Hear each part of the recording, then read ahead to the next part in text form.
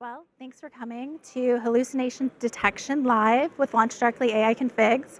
I'm Scarlett Atensel. I'm a senior developer educator with LaunchDarkly, and I support AI Configs. And hi, my name is Marek Pollux. I'm the head of AI at LaunchDarkly and the product owner of this thing that we're going to talk about here today. Would really, really love to, afterwards meet you in the hall, have a little bit more of a conversation, not only about the present state of what we're going to show you, but also about the future, because that's something I very much care about. Let's get going. All right. So, that's obvious, right? We all know that this is the case. I would like to think of it as almost something like a truism.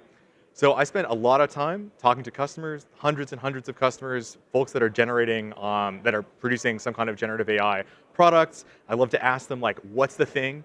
What's the thing that's stopping you from moving from pre-production all the way into production, and then ultimately staying in production sustainably in some way?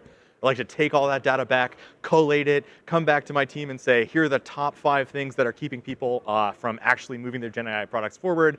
And the top 5 is hallucinations, hallucinations, hallucinations, hallucinations, hallucinations, right? Hallucinations are really, really problematic. They cost money. They cost engineering time. They cost confidence in the underlying reliability of the thing that you're trying to build. They also cost brand equity, right? They cost the kind of visibility of your brand in a way that's really problematic and can be frustrating. But I think this is really critical. It's not like we're going to solve this problem necessarily through the brute force application of continuous reinforcement learning from human feedback. You cannot solve the problem of hallucinations because LLMs do nothing but hallucinate. That is ontologically what it is that they are doing. That's what the generative in generative AI functionally means. It means hallucination. And moreover, what's so interesting about hallucinations is that they're ultimately the thing that allow generative AI systems to be able to deal with the raw randomness and contingency of our world. They're what allow LMs to deal with general questions, right? To be able to deal with unstructured data. So it's not that we necessarily need to solve for hallucinations within the actual model itself. We don't want to drive models away from their ability to handle generic conditions. Rather, we want to build systems that are tolerant to lapses in accuracy. We want to build systems that can automatically heal from any kind of interruption of service provision. We want to build systems that are capable of handling accuracy-related exceptions, preventing them from ultimately hitting a customer, and then roll back into some kind of self-healing architecture that allows you to iteratively improve and prevent that particular type of error from happening again. So, on the subject of hallucinations, I'll push to Scarlett. Yeah, so even when you think you nailed it, right? When your AI is thoroughly tuned and tested, there's this problem with model drift. So by now, many of you have probably heard about this study that was done by Stanford and UC Berkeley back in 2023. They ran the same prompt through GPT-4 over 3 months. So it was the same prompt, same model. They made 0 code changes. And accuracy on this prime number test, it decreased from 97.6 down to just 2.4%. So it's really bad. Right? Yeah. So, that's near perfect precision that's been degraded to basically worse than random guessing in just 90 days. But this model drift, it's not really a bug, as Mark was saying. It's just the nature of AI, which means that continuous monitoring of your AI systems, it's not optional for teams who are using AI in production. It's existential. So, we all know about the pressure to move fast with AI, but there's this particular problem that makes balancing speed and safety so hard. So raise your hand if you worry about your AI's accuracy. Come on, yeah, there we go. Right. So this cycle, it happens on multiple levels, and it happens because of 2 fundamental gaps. First, you have a lack of insight, right? You can't tell when or why a model is making a particular decision. For example, we're going to show you a chatbot that is intended to answer questions for you about your health insurance. And I can't tell when or why that chatbot might invent section 7.3 of a policy document that doesn't exist. And second, you have a lack of control. So there's no way to change your AI without pushing out a full deployment.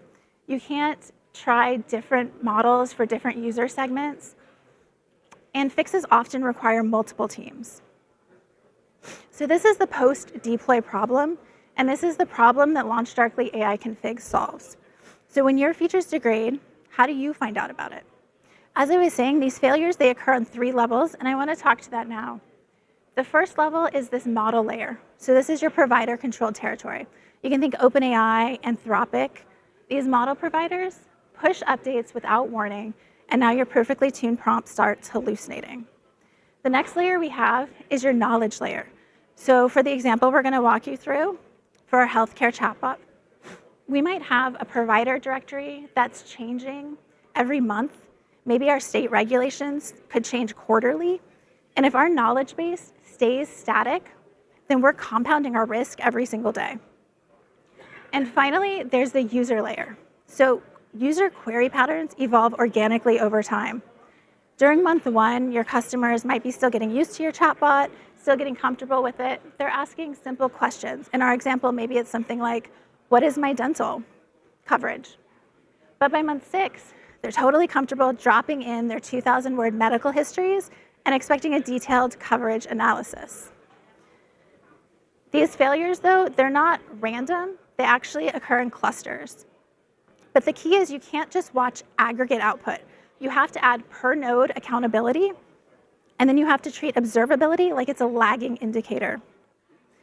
You want to inject evaluators in step so they can monitor your agents and catch issues as they arise, not after customers are affected. So now I want to talk to you about why the traditional principles that we use, that we rely on for software engineering, often fail when it comes to AI. So the deterministic code is predictable.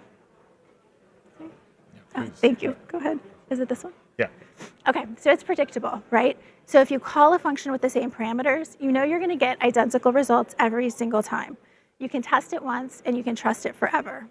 Traditional code is also reproducible. So you've got your git commits, rollbacks, version control equals behavior control. I know what code is running, when it changed, and who changed it. And this means I can predict how that code's going to behave. Finally, it's traceable. If there's a bug, you can walk through your code, you can figure out exactly where the error is occurring and fix the problem. And these principles work great for deterministic systems, but as you know, AI is stochastic. So it's dynamic, right? You can't unit test creativity or reasoning. You have to use an entirely different testing methodology. Like there's no assertion for sounds empathetic or explains clearly. It's evolving. So we can pin to a specific model, but as we just saw, that doesn't mean it's going to behave the same way today as it did 3 months ago. And finally, it's opaque. Our solutions are composed of black boxes chained together, and we have no way to tell when or why these models made the decisions they made. We're not just shipping code anymore, we're shipping statistical models, and deterministic deployment strategies fail for these probabilistic systems. That's when LaunchDarkly AI configs comes in. So Merrick's going to walk you through the demo now. Yeah, absolutely. I'm going to contextualize the demo a little bit first before I actually show it to you, and I'll give you also a little bit of a diagram to show you materially what it is that I'm doing. We're going to do 3 different types of demos that highlight what I think is ultimately an integrated circuit, one that's ultimately trying to solve the problem of how do you build a system that's constantly self-optimizing for accuracy in real time, like really in the moment before you see any kind of slip-ups in a customer-facing way. So the 3 kind of components of this mechanism, the first is real-time control. And I think this is incredibly, incredibly special in terms of what it is that we specifically offer. This is basically the ability to modulate, to change, to alter the constituent components of an AI agent in real time without ever needing to redeploy an underlying application. This is useful naively in pre-production, in that like you need the ability to create a variety of different variations of an agent to test, permute, look at, validate, etc. But it's extremely also useful in production, where something bad might happen and you need the ability to quickly alter the state of some agent in a production context based on feedback. Second thing we're going to talk about is experimentation. I really believe so strongly that when you're working with probabilistic systems, you need to be working with probabilistic technology. You need to be really working with statistics at scale to assess the components, the performance of a variety of different agent morphologies over time.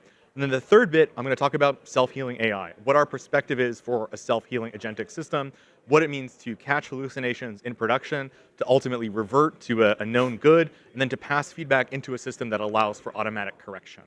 So with real-time control, I'm going to start with this. And it's such an ugly diagram, and it also is like such a thing that I'm so proud of.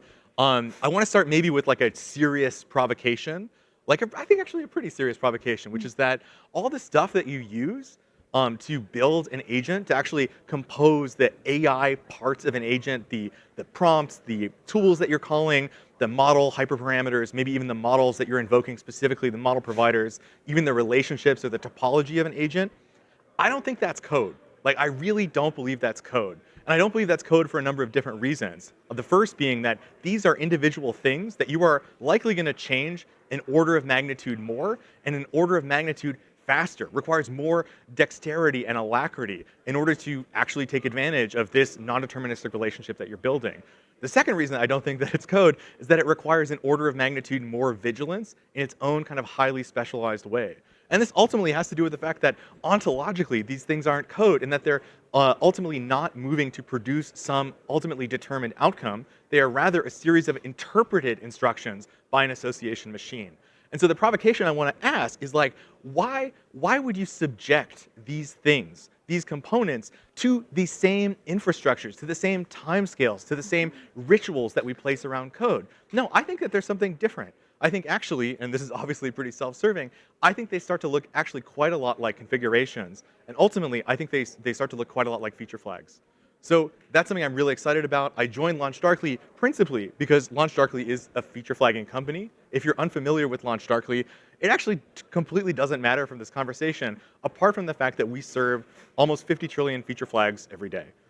Those are feature flags that contain information that can be used to modulate, to change, to vary different experiences of an application. So then the question is, what if you use that to modulate, to change, to alter the behaviors of an AI agent? The way that this actually looks, the way this actually works here is that you have applications, those applications are running, those applications are making model calls, probably lots of different model calls. What happens if you, instead of hard coding all the parameters that goes into those model calls, or instead of burying them in like large configuration files, or offloading them to some kind of third-party intermediary gateway, what happens if you just stream it? What happens if you stream it as streamable configurations through the form of feature flags? That means that you're able to, without ever redeploying the underlying application, you can change the prompt. You can change the tools that are being invoked. You can change the models that you're using. You can change the hyperparameters that you're calling. That's really useful. You never need to redeploy the underlying application. Another bit that I think is really important is that your application knows who it's talking to. It's aware of the context that it's in. Therefore, you can actually dynamically serve the agent particularities, parameters, configurations that are desired for that end customer on demand, because you can just request the feature flag that is associated with that context. This brings me to my second provocation. So the first is that this stuff isn't code, right? That instead it should look something more like feature flags. The second provocation is that this is kind of yields to what Scarlett was saying. Just like working on an AI agent, like you have a thing, you have a series of parameters, I agree that this is the right one, then you're gonna unit test it. You're gonna test it a couple thousand times, you're gonna see that it works, you're gonna see that maybe there's some problems with it, and then you're gonna go back and iteratively refine it. So you're gonna work in a single stream this way to progressively create and improve that AI agent. But I really truly believe that an AI agent configuration is always multiple. There's no such thing as a single instance, a single configuration setting for an AI agent.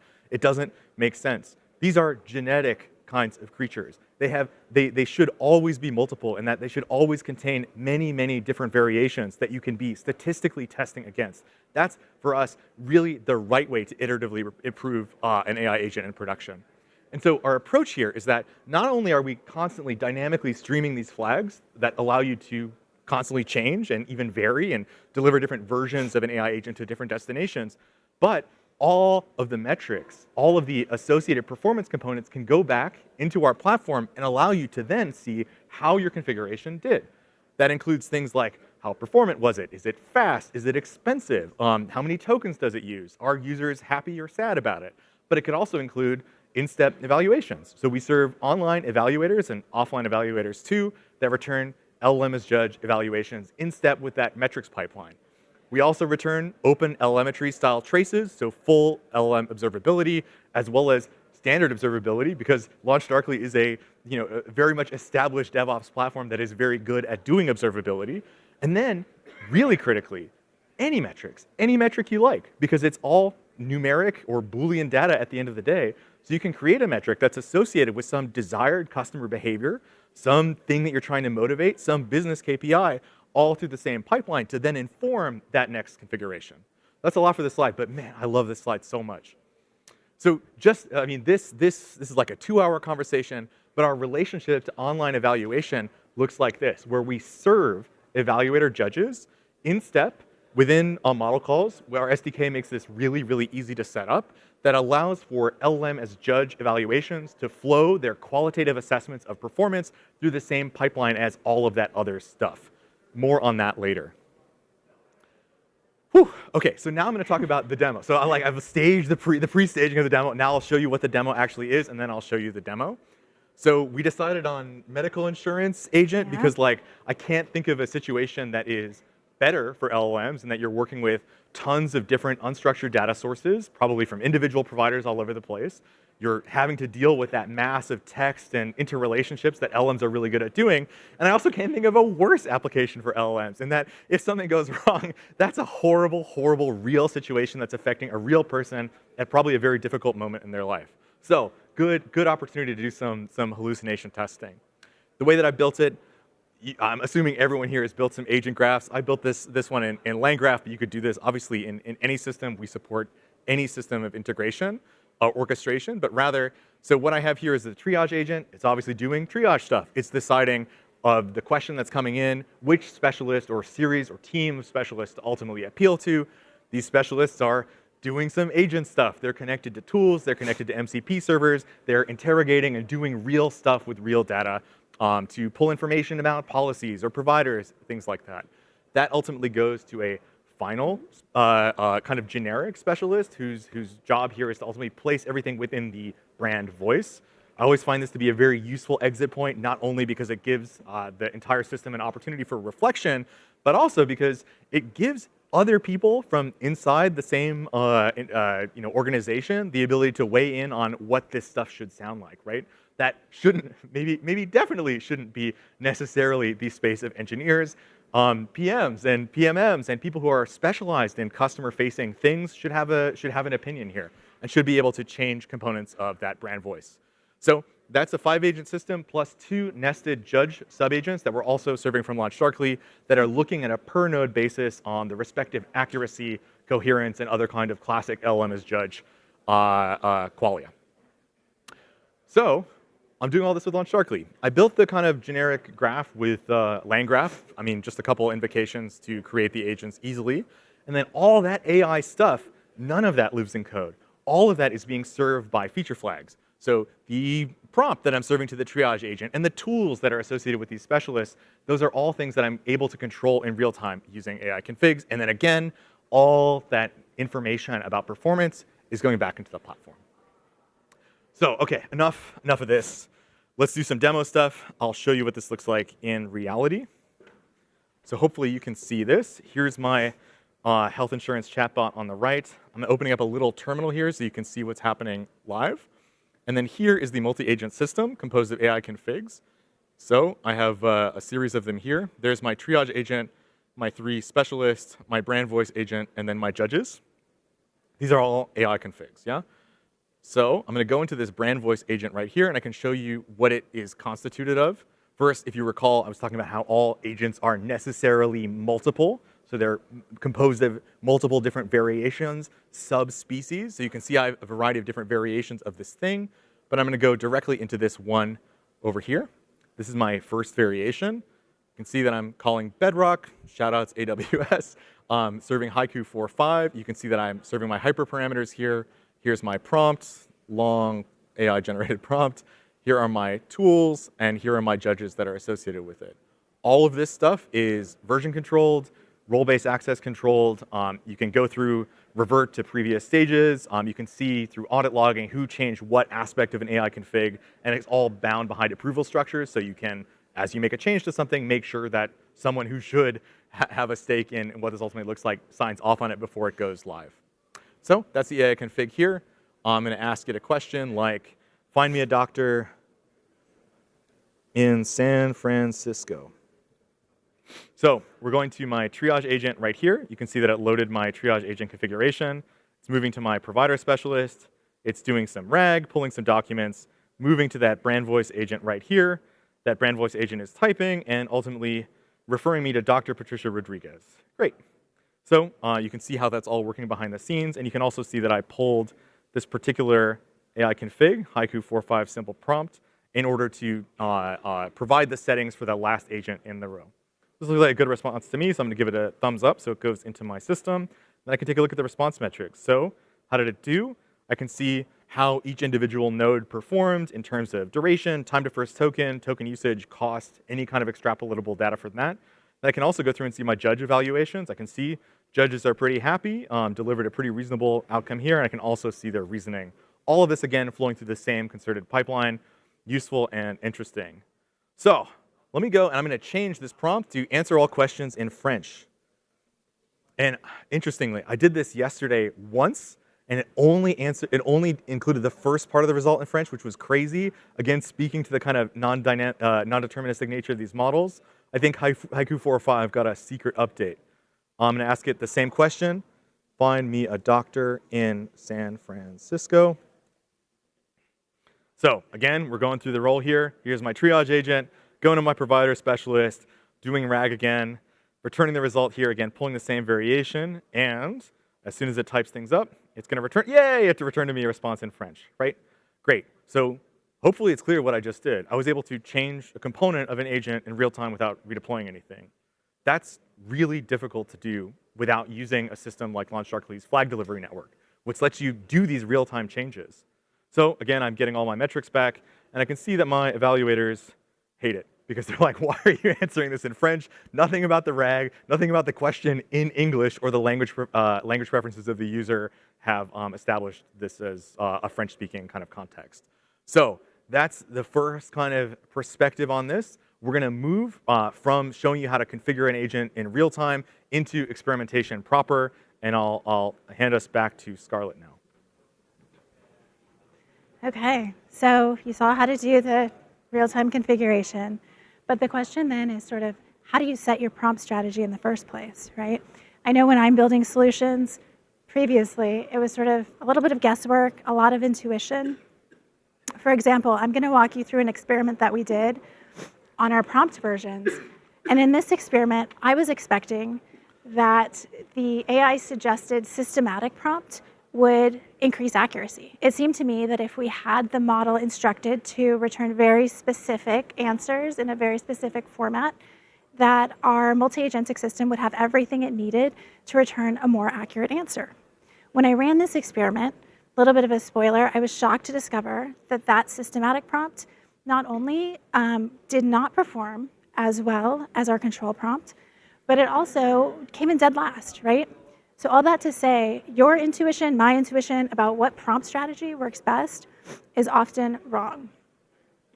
So what I'd like to suggest is that instead, we base our prompt strategy and optimization on the scientific method. So that same system you learned in high school science class, but adapted for your production AI, right? So you would come up with a hypothesis. You could construct multiple prompt variants or temperature setting variants, whatever you'd like to experiment on. Then instead of running it in some staging environment against synthetic data, you can run it against your actual user traffic. So for our example, these are real users asking to set appointments, asking about their healthcare coverage. And then we're going to measure things that matter to you and your business. So we might measure customer satisfaction scores or accuracy from our judge subagents. You can choose your target metric for this experimentation. So let's see what this looks like. Oops, how do I get that? Sorry. Thank you. Okay, so I'm back in our AI configs. Thanks, Mark. Okay, so here's my dashboard. What I'm going to do is scroll into that config these are all the AI configs that Merrick walked you through, right? I'm specifically interested in this policy sub-agent here. So if I click into this, these are all of the variations we've set up for this. So for the first three, you see, the first thing we wanted to experiment on is what model we should use. So we originally constructed this using Sonnet 4 because we know it does well with RAG. But the question I had was, how much would we need to sacrifice in accuracy in order to see those, to realize the lower cost of using a cheaper model like Haiku 4.5 or maybe Llama 4 Maverick? So that's what these first three variations are showing. So I set up the experiment, and it's this policy agent model impact experiment that you're seeing here. Now, in this experiment, I was shocked to discover that after just 2,000 user exposures, we had 100% probability to be best for the Llama 4 prompt. So you can see that it actually outperformed Sonnet 4 in terms of accuracy, our target metric, by 2.89%, according to our judge subagent. In addition, we saw a 24% decrease in tokens. It took almost 22% less time to return the results with Llama 4 compared to our control, which was Sonnet. And finally, the cost, which we knew was about 24% less than what we were spending previously. Okay, so we're gonna go with Llama 4. The next question was, how should we prompt it, right? So I actually asked AI to improve on my prompt strategy. So I asked it to give me some suggestions on how to make this more accurate. And it gave me a few different options. The first one was that systematic prompt I described, where it's telling the model exactly what outputs to return and in what order in a very controlled way. Then it also suggested a concise prompt. And finally, a reasoning prompt. So these reasoning prompts force the model to show its work, so explain why it's making the decisions it makes. We allocated 25% traffic to each of those 4 variations and launched another experiment. And this is our prompt impact experiment here.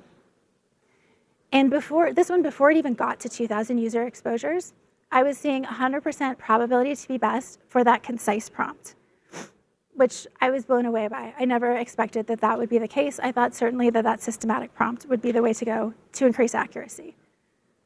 But as I looked further, again, our duration was almost 34% faster using this concise prompt. And we also had a cost savings of about 48%. One thing that I wasn't expecting that really surprised me was that our negative feedback rate was dramatically improved. So it was almost 72% lower, not 7.2, but 72% lower. And I was thinking, why would this be the case? But when you think about it, right, if you're getting a faster response and it's more accurate, of course you're gonna have fewer negative feedback from customers. And then, how do I get back? You want to get back to, yeah. Sorry. Thanks. Okay, so think about this aggregated up, right? If we can expect 50,000 users a day to use this chatbot, that looks like about $250 in API costs for our original Sonnet 4 prompt. With that first experiment, we were able to reduce that by about $61 just by optimizing for the model. And then after another 20 minutes setting up the experiment and letting it run for about 3 to 4 hours, we brought it down another $91 by refining that prompt itself. So ultimately, we're saving $152 a day with just these simple experiments. If you aggregate this up over a year, that's over $55,000 on this one sub-agent of our system. So imagine this across all of the agents and judge agents and across all of your AI models that you're running currently. And then I just want to show you some of the metrics you can actually experiment on. And what I would suggest is that you want to pick the ones that matter the most for your business. Maybe it's cost, but maybe you're in a phase where you're just trying to get awareness or increase exposure. And so you're looking for higher customer satisfaction. You want to measure what matters to you, and you can experiment and optimize on those things that are most impactful. The most important thing is that you want to start shipping outcomes and not shipping opinions. In addition, you can use these metrics to set up fallback strategies when something starts going wrong. So that's what we're going to get into next, and I'll hand it back off to Merrick. Thank you. So I want to talk about the road to self-healing agents. Obviously, very exciting. A couple of words to place on a slide. But maybe just to summarize a couple things on the experiments bit. I think, I keep having this conversation with customers where I ask them, like, what are you guys doing for evals? Like, what's your eval strategy? And they're like, okay, we use Rise Phoenix, or we built our own eval solution, or we have some guy who lives in a room who manually annotates data sets that are going through. And then, we do all of this on kind of isolated pre-production test material. We have our golden data set. We spend a lot of time on it. It's really good. It's going great. And then I ask, okay, so what about what happens when you go into production? Like, what kind of evaluations are you doing then? Crickets. Because everything in the cycle that they're building is all around pre-production evals that gets you to a certain point. It gets you ready to go. You have a certain level of confidence. You send it to production, and then the monitoring either disappears or it starts to exist in like a 24-hour delay, something like this. You take all the outputs, everything that goes through, you run it through the same evaluation paradigm, and then 24 hours later, that merciful, wonderful person in that room who's annotating those data sets gets back to you. You see the results, and that ultimately feeds back into the next iteration. But 24 hours is a really, really, really long time.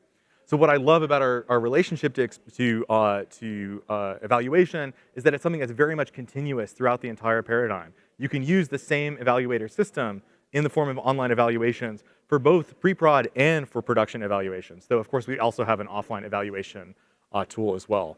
Also on the note, this is also parity with the experimentation bit, where you can think about experimentation being really useful in production context. You're testing against live customers, you're getting all that live information. That's really, really critical to make sure that your agent is actually doing something that's useful to the company bottom line. Someone I was talking to this morning had a really good quote. We were like, what is the best possible eval? What is the best possible eval framework? And the answer is is it making my company money or no? That is a really, really great eval benchmark that I think a lot of people forget, right?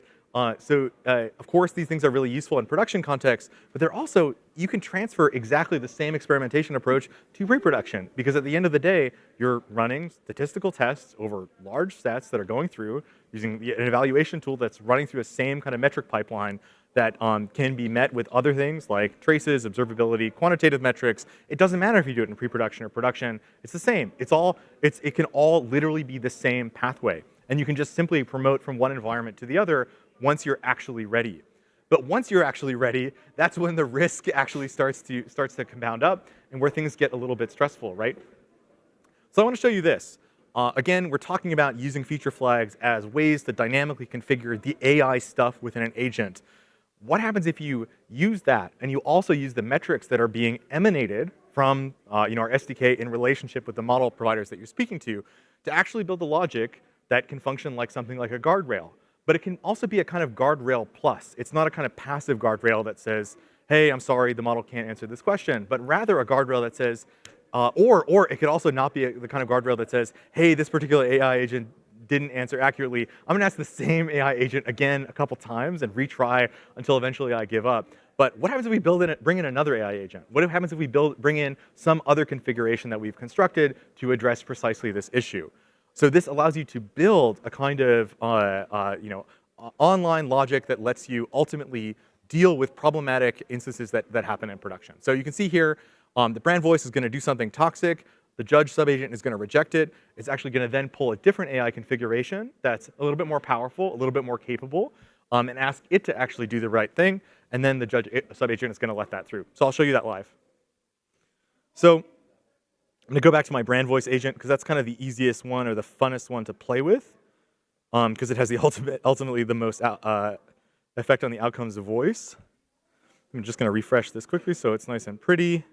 So I'm going to go here and I'm going to show you, I have my variety of different agents, different agent configurations here, different models, different prompt types, just like Scarlett was talking about, but this time for the brand voice. And I wrote one particularly bad prompt, which I'm about to release to the world. asking this particular healthcare insurance to speak in the to kind of personify Al Pacino from Scarface, and then ask it to be aggressive and cruel and disrespectful. Obviously, I would say like that this is, obviously like an extreme scenario for demonstrating AI doing something problematic, but I've seen AI do a lot of really problematic stuff without this kind of directed prompting. But so this is what I'm ultimately going to unveil here. Now, as I move to my chatbot, I'm going to turn my guardrail off so that it's actually allowed through. And then I want to show you this. So this is the other half of that diagram that I was showing you earlier, which is since your application knows who it's talking to, you can serve that someone that you're talking to the correct agent for your customer tier, your geo, your persona. So you can see I have a variety of different targeting here for my brand agent. So as this agent gets compiled into a full graph, the brand voice component of that node is going to be served differently based on different traffic. I have a simple default that I invoke. I then have a beta tester split, so that I can easily construct a split test against different models, different prompts, hundreds of them, however many you see fit. Then I can also segment out specific user classes. So I can create one for my commercial experience that might be a little bit cheaper, but maybe is good enough, past all the metrics that I really care about. And then my enterprise, I feel like I see a lot of people do this. I'm just going to serve them the most expensive possible model, regardless of the metrics that I'm getting back. I'm a big Sonnet 4 fan, though, regardless. But I'm able to actually segment out who gets served this prompt, this model, this set of hyperparameters, this set of tools based on that context. You can even create all kinds of complex custom rules, and you can build this out to be enormously, enormously complex based on ultimately what you're trying to serve. So this chatbot here, it represents my commercial experience. So what I'm going to do is I'm going to edit this target, and I'm going to serve this guy over here my toxic prompt. I'm going to go and make that change. And now I'm going to ask it, what's my copay? Something like that. So my triage agent is doing its thing. It's going to ultimately pass to the policy specialist. So I'm invoking a different specialist here.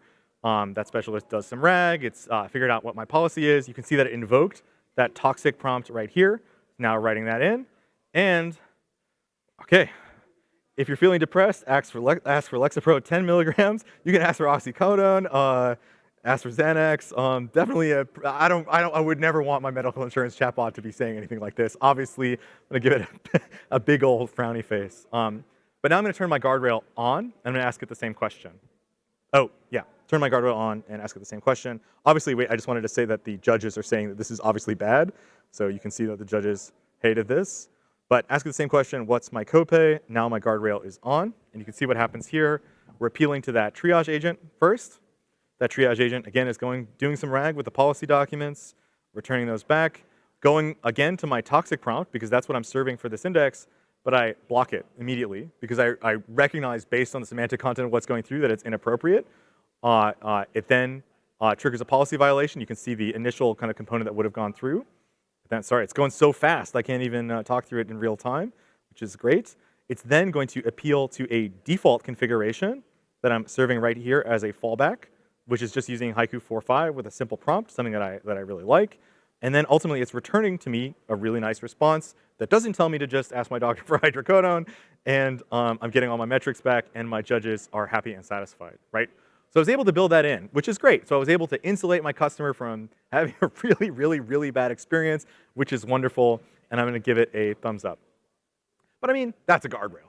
We've all seen guardrails before. Guardrails are guardrails. So what would it mean to actually make something material happen with the agents that I've constructed based on that guardrail firing? So that's what I would love to show you next. So this is what I'm going to show you now. So as that particular guardrail fired, as that brand voice agent did something bad, I'm going to pass some metrics back to LaunchDarkly that say, hey, this was a bad experience. I'm not going to let that customer actually have that bad experience because my judge is able to represent that bad experience sufficiently to LaunchDarkly back.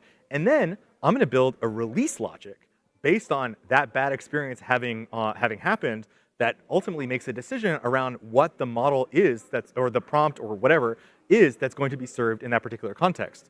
So I'm going to do essentially a type of guarded rollout. So I'll show you this here. This is what this looks like in practice. So here's my commercial experience. Let's say I'm not actually going to serve a toxic prompt. Let's say I'm going to instead work to serve a cost-cutting prompt, right? I want to actually, this is my commercial experience. I'm working with Llama 4 here. I had a simple prompt that worked. I'm now going to cut the cost even more. I'm going to try and serve a cost-cutting prompt that my experiments have validated works. But it's AI. I'm taking a risk, and I'm aware that I'm taking a risk, so I'm going to place some provisions to make sure that that risk is taken seriously. So instead of just serving this naively, I could place it behind a kind of traditional progressive rollout and wait for my customers to tell me that they're having a bad time, which seems to be kind of the industry standard. Yeah. Or I can actually get really aggressive with it. So here I'm going to use a guarded rollout. And what this lets me do is I'm going to move from my Llama 4 plus simple prompt to my Llama 4 plus my cost-cutting prompt. And then I'm going to guard against some key metrics. Now, these metrics are actually beautifully automatically provided to me because LaunchDarkly knows who I am and the things that I care about. But you can add any metrics here, like you can add time to first token. I mean, you can see tons of different metrics that you can add any metric. It doesn't matter. You can add literally any metric for this.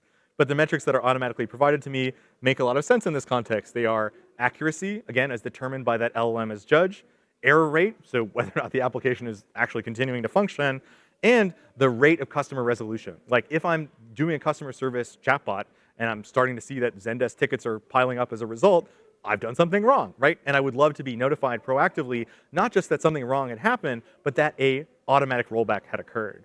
So in this particular case, if accuracy dips by 5% over the course of a progressive rollout within any of these particular caches, well, automatically roll it back, which is great.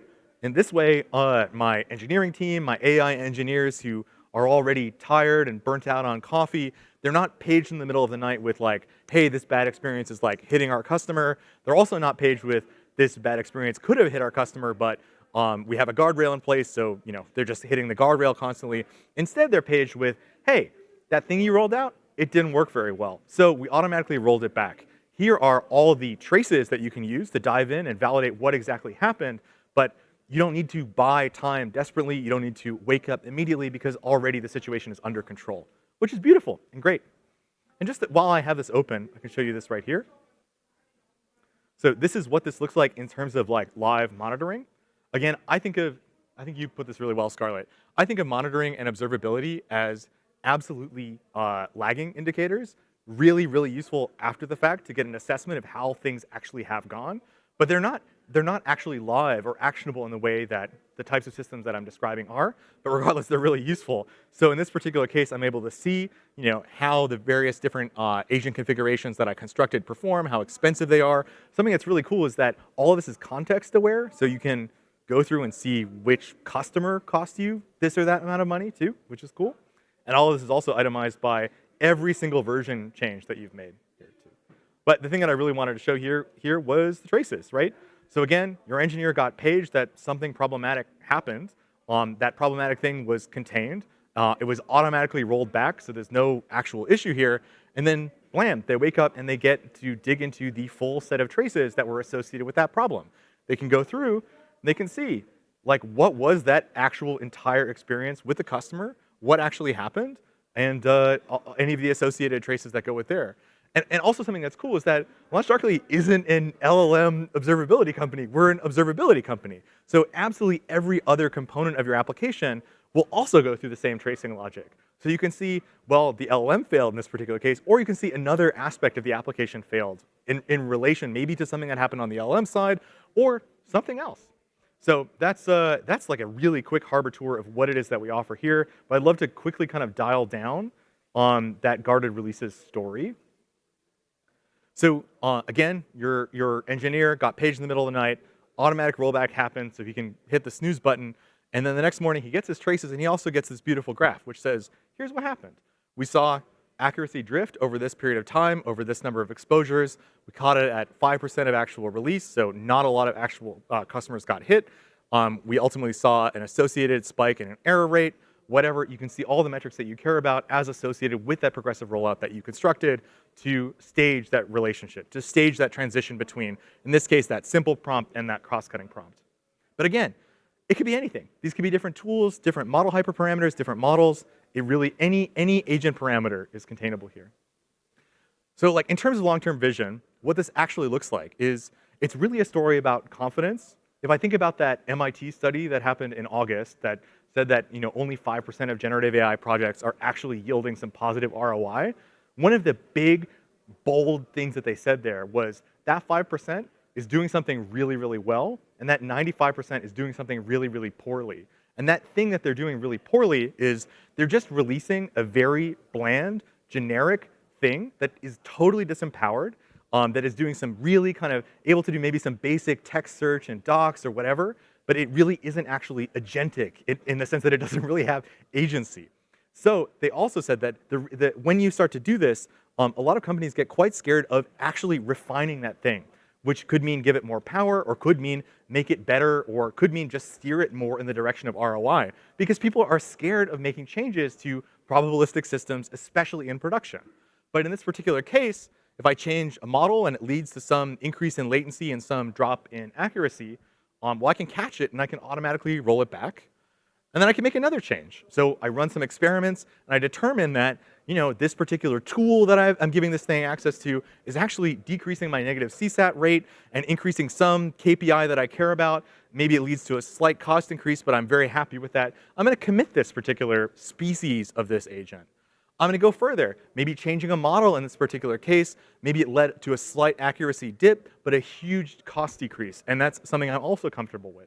Because, again, all of the testing that we provide is highly multivariable. So you're able to actually make informed, scaled decisions around the relationships between the metrics that you care about. And then finally, let's say I change the topology of the agent that I'm building. Everyone obviously should be experimenting on different agentic topologies, right? I mean, the different ways that agent graphs are structured can yield to unbelievably huge changes in net performance. And so in this case, let's say it led to a huge improvement in latency and some increase in associated retention metrics. But again, what we're giving you the ability to do is to test not only different configurations of an agent, but also different topological structures. And what this looks like in the abstract is first like this, right?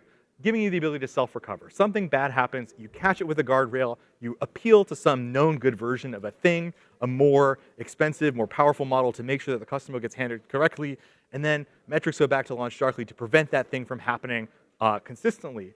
But then, as I was working on this demo, I kept having this experience where I would take the experiments that I'd run, ingest them via the LaunchDarkly API, I'd send that stuff straight to Cursor or to Claude Code and say, hey, this is the result of this experiment, generate 50 different versions of this prompt based on the results of this experiment, and then run the experiment again using LaunchDarkly's MCP. And then all of a sudden, I started to build a system that was improving itself directionally towards the actual metrics and the KPIs that I really cared about. And I'm really, really excited about that. Yeah, that's it for me. Okay, so we've talked through the concepts and you've seen the demo, but I want to talk a little bit about what this looks like in the real world. So Relay Networks is one of our customers and is actually a great example. They work in one of the most highly regulated industries imaginable. They do healthcare communication, so they have very strict HIPAA and high trust requirements. And using LaunchDarkly AI configs, they were able to roll out a secure and compliant solution in just 3 weeks.